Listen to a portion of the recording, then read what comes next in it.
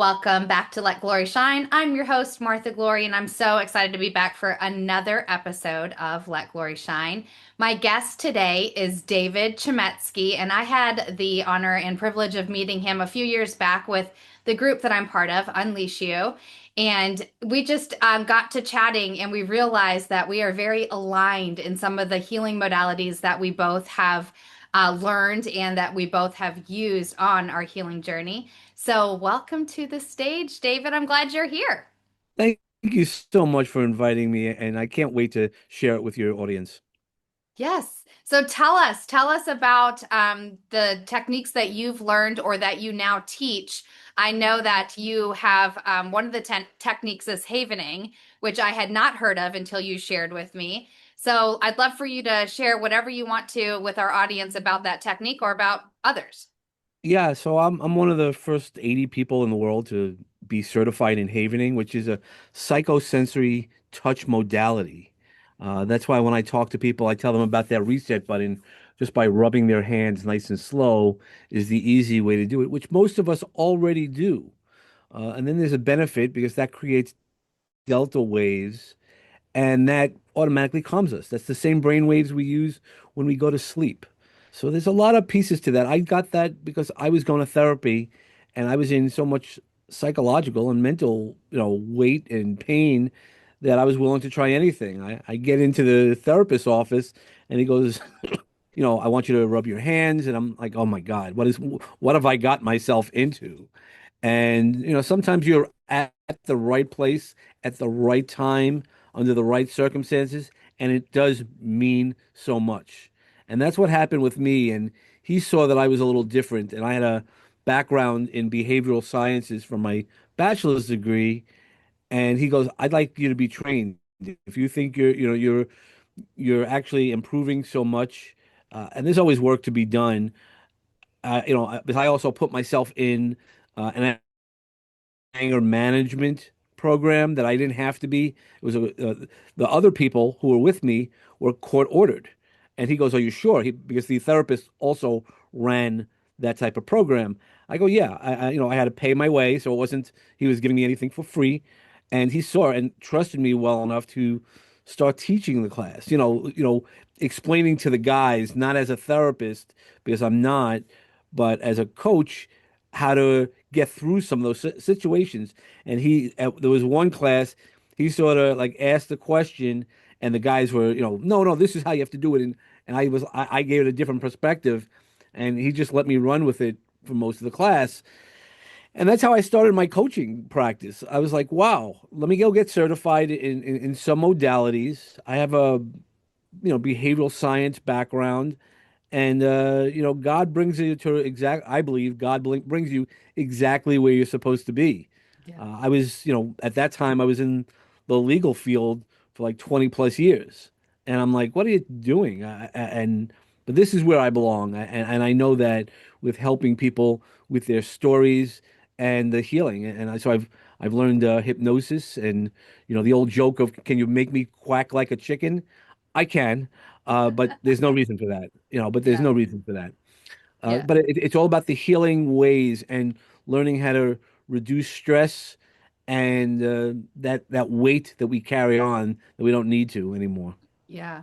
I want to back up because I think that you mentioned something really important when you first started speaking and you were talking about like the rubbing of the hands, right? Because it's an interruption to all the noise that's going on in our head, right? And it brings us to the present because you can't be doing this and traveling elsewhere and worrying and all the things at the same time. And It's not always, but so what it is, and I can go more into the science. Yes, it's an interruption, but you could still be in your head and rubbing your hands. But what it does is actually it creates the delta waves, which it then affects the amygdala. See, the amygdala is our flight or flight response in our brain, and the way the traumas happen to you, because usually a trauma will happen to you or something will happen to you because it's inescapable. So even if a parent yells at a child, the child feels inescapable, right? I can't get up, I can't defend myself or something like that. That's a trauma. Rubbing the hand creates the delta waves, and then through the havening touch process, we can actually remove the, it's called an AMPAR receptor.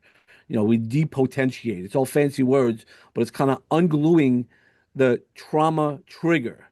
Now, the memory stays the same, but it's really a situation of now knowing it. So when I went into therapy, started learning at it, my dad used to point at me, and when he's yelling, that big pointing, and I didn't know that was a trigger for me at that time, and that was something that I learned in therapy, and then I would talk to my friends about it, and some of them were like, "Oh yeah, we knew that." I was like, "The fuck, you didn't tell me." Sorry, you didn't tell me. Um, and so we don't always know our triggers. So there really is a way to remove the trauma, the effects of the trauma.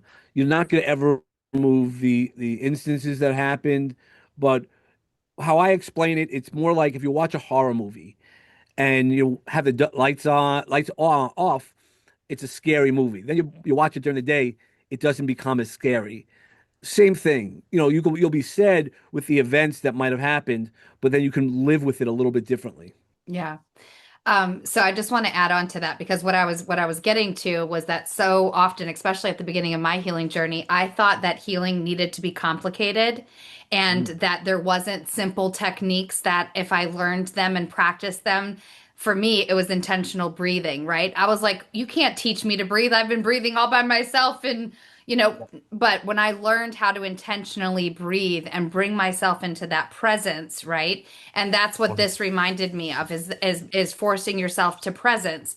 And also, yes, it releases the delta waves and things like that. But I think that so often we think that healing is complicated.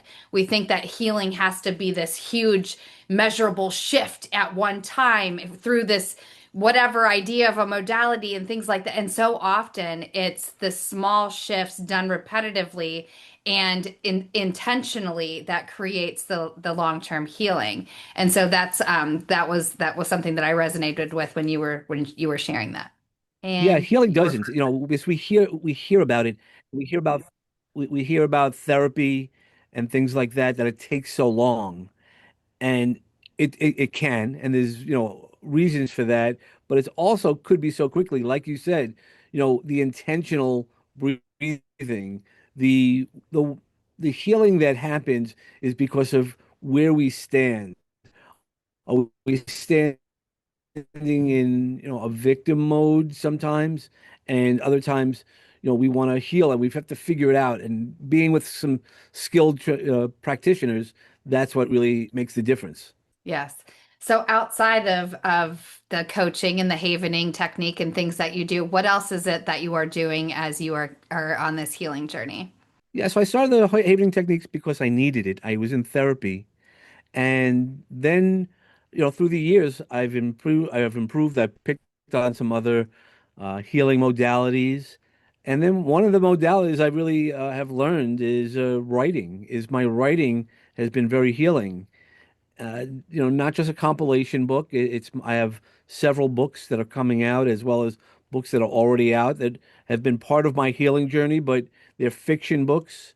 And I've become a great ghostwriter. I have a few clients that have asked me to help them with their story and also in their healing. So we've done both. That's where I've pivoted my practice in getting people on stages as well as hearing their stories and understanding their stories. Because I think our stories are the biggest part of us that need to be out there, but also to teach people they could do it as well. Yes, it gives them permission, right? Like that's why I love doing interviews on this show because it gives other people permission to share their story, to share their light, to share their experiences. And that is a ripple effect. It gives somebody else permission, right? 100%. If I could do it, anybody could do it. And that's really the case with me. And even though I knew all the techniques, as you know, and I've spoken before, is I knew how to help other people. I didn't help myself. So we always have to focus on ourselves. I led myself down to a very dark path to suicide. And that since that suicide attempt is when all the other things have come in to improve. You know, the TEDx that I've spoken at, all the stages that I've been on, including all the books I've written. All the books I've written have come out after my suicide attempt. So the past Mm. 6 years have been very productive, and I've found a lot of ways to not only teach other people how to heal themselves, but I also become my number one client. So anytime I feel it, I Mm. recognize that within myself, so I can then figure out why I'm doing something, how I'm doing something, and is there a different way to do. Yeah. Your background, Heart Says It's Your Time to Soar. Tell me about that project. Yeah, so that was my first book. That was the first book I ever put together. It was a compilation of some poems I wrote over the years, and I feel we all have a journey. And the great story about that book is 2022 was a real my life, including my mom. And there's a small portion of a story about my mom in the back end of that book with a picture of the last time she held my hand and I held her hand. And because it's one of those journeys. The journey is we need to soar. That's one of the things I always talk about, the Phoenix Rise. And for this book, it was the beginning was that first love, and it started out with some poems around that. Then there's that middle messy part of the journey where we figure out what our path is. And once we figure out our path, we can soar. What does soaring mean? It means many different that we have and the ability to really take things to the next level and how we've grown with my mom. I knew she was transitioning and I wanted to pay homage to her. However we feel about our mothers, and I loved my mother. I still love my mother. Is I wanted us to remember that that's the first heartbeat we hear, no matter how we look at that. And I was lucky enough to spend the time with her. Not everybody gets that. It was a few months before she passed, but we knew that the the end was near, and that's why people asked me, was I gonna fly back to her, when the end was really, really near? And I said, no, I'm at peace and that's the way to go. If you can. That's why I tell people I love them now, so that way there's never any doubt. I appreciate them. I say, exactly how I feel because you never know when that last day is, and because of that, I just honor the present as much as I still I don't want to come here and be disingenuous, but there's a lot of times we think about the past, we think about the future, but when I'm here in the present, and that's why sitting and writing books, one of the books that are coming out is also an homage to one of my says it's time to soar. She got killed by a drunk driver. And when that happened, that was devastating for me. I was the last person in the family to speak to her. I actually told her to go and to the party. I was like, hey, I know you're not going to drink. And she didn't. She was walking. Well, she might have drank, but she was walking on the sidewalk. It was not a situation that she was the reason for her death. And I didn't know how much survivor guilt I held on because during the pandemic, I started, we were all locked in our houses, or more many of us were, and I started reading some of the old poems, and then I started bursting out crying, and I didn't understand it, and I wasn't in therapy at that time. I had already kind of gotten back out, but I called up the therapist. I was like, "What the hell is going on?" And we carry these things with us, and I still, there's still aspects of that for me, but I was like, I need to get over this. And so I'm writing a book called Sandy's Diary because one of the things that Sandy wanted was for me to read her diary after she passed. She always had this strong premonition that she was going to die early, and she Wow. wanted me to make sure. So the stories in there are not the stories that, it might be loosely based on real life, but very loosely. And it's just a really nice story of a coming of age from a little girl who writes her first diary entries to a woman, coming of age. And it's, that 70s, 80s 90s years. So it's to me it's for a generation of I guess boomers is what they're going to tell me.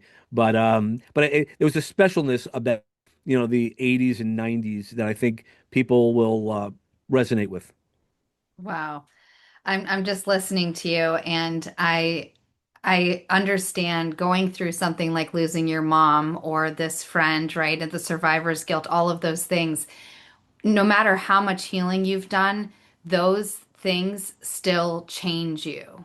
Those experiences change you. So tell me, how has these experiences changed you?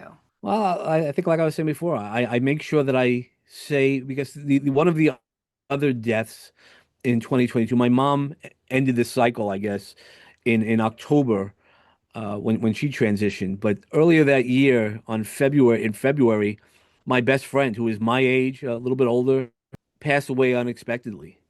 And I from that I carry the burden of, I had spoken to him on Sunday and he died on Thursday. And I was supposed to call him during the week just to kind of check in on him. It was a mental thing that I promised myself and I didn't. I was like, oh, he's fine and this and that.